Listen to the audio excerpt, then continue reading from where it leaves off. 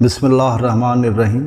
مدینہ شریف سے روزانہ حدیث کی باتیں، مدینہ شریف سے روزانہ علم درس، مدینہ شریف سے روزانہ آج کا سوال، اور مدینہ شریف سے روزانہ ایک طب نبوی۔ بسم اللہ الرحمن الرحیم۔ معزز بہنوں اور بھائیوں، اس ویڈیو میں آپ کو روزانہ مدینہ شریف سے حدیث کی باتیں، علم درس اور آج کا سوال اور طب نبوی بتایا جائے گا۔ اس خصوصی پروگرام میں ہم ایک حدیث، ایک عمل، ایک قرآن کی آیت اور اسی طریقے کا علم درس آپ کو دیتے ہیں۔ چلیے سب سے پہلے ایک عمل کی فضیلت پر بیان آپ کو بتا دوں۔ مصطفیٰ جان رحمت نے ارشاد فرمایا، بے شک تمہارا رب شرم و حیا کرنے والا اور بڑا سخی ہے۔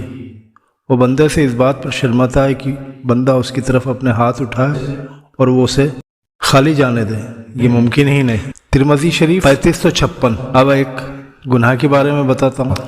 یتیموں کا مال مت کھاؤ۔ قرآن مجید میں اللہ تعالیٰ ارشاد فرماتا ہے، یتیموں کے مال ان کو دیتے رہا کرو اور پاک مال کو ناپاک مال سے نہ بدلو، اور ان کا مال اپنے مال کے ساتھ ملا کر مت کھاؤ، ایسا کرنا یقیناً بہت بڑا گناہ ہے۔ سورہ نساء۔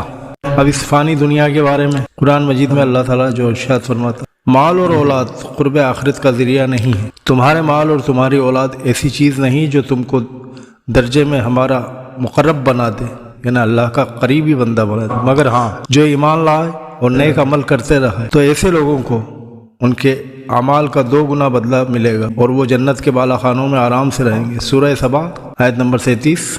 آخرت کے بارے میں مصطفیٰ جان رحمت صلی اللہ علیہ وآلہ وسلم کا ارشاد گرامی ہے، آپ فرماتے ہیں گناہ گاروں کے ساتھ صبر کا سلوک کریں۔ جب گناہ گار یا کافر بندے کو دفن کیا جاتا ہے تو قبر اس سے کہتی، تیرا آنا نامبارک ہے، میری پیٹھ پر چلنے والوں میں تم مجھ سے سب سے زیادہ ناپسند تھے۔ جب تم میرے حوالے کر دیے گئے اور میرے پاس آ گئے تو تم آج میری بدسلوکی دیکھو گے۔ پھر قبر اس کو دباتی ہے اور اس پر مسلط ہو جاتی ہے تو اس کی پسلیاں ایک دوسرے میں گھس جاتی ہیں۔ ترمذی شریف 2460۔ طب نبوی سے علاج۔ مصطفیٰ جان رحمت صلی اللہ علیہ وآلہ وسلم نے ارشاد فرمایا خربوزے کے بارے میں، کھانے سے پہلے خربوزے کا استعمال پیٹ کو بالکل صاف کر دیتا ہے اور بیماری کو جڑ سے ختم کر دیتا ہے۔ ابن کثیر حدیث نمبر 6 صفحہ نمبر 102۔ مصطفیٰ جان رحمت نے ارشاد فرمایا، حضرت انیس کی والدہ نے سرکار دو عالم کی خدمت میں حاضر ہو کر عرض کیا، مجھے کچھ وصیت فرمائیے۔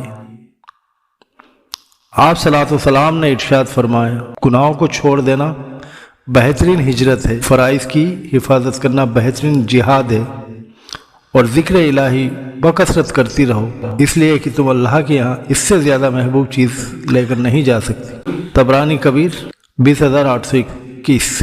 معزز بہنوں اور بھائیوں، علم دین سیکھتے رہیے، علم دین سکھاتے رہیے اور علم دین کو شیئر کر کے گھر گھر پہنچاتے رہیے۔ اللہ تعالیٰ آپ کو اس کا اجر و ثواب عطا فرمائے۔ اللہ تعالیٰ تمام عالم اسلام کو اپنے حفظ و امان میں رکھے اور آپ کی جائز مقاصد اور تمناؤں کو پوری فرمائے۔ آمین اللہم آمین۔